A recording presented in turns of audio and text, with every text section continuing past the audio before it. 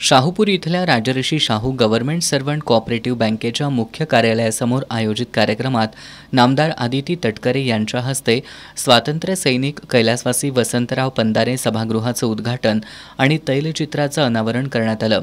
यावेळी आमदार अनिकेत तटकरे, रत्नाकर बँकेचे सरव्यवस्थापक अनिल पाटील, मधुकर पाटील यांची प्रमुख उपस्थिती होती।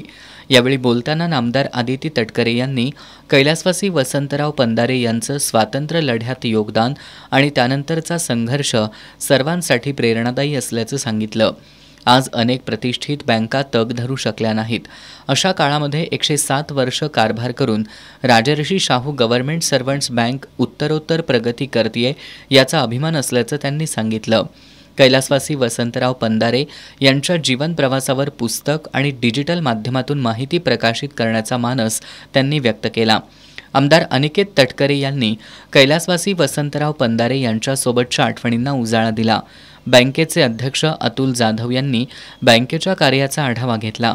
याप्रसंगी वक्ते मधुकर पाटील, ज्येष्ठ संचालक शशिकांत तिवले, रवींद्र पंदारे, रोहित बांदिवडेकर, विलासराव कुरणे, रमेश घाटगे, सदानंद घाटगे, हेमा पाटील, मनुजा रेणके, संजय खोत, किशोर पवार, अरविंद आयरे, प्रकाश पाटील, दीपक पाटील, गणपत भालकर यांच्यासह संचालक सभासद उपस्थित होते।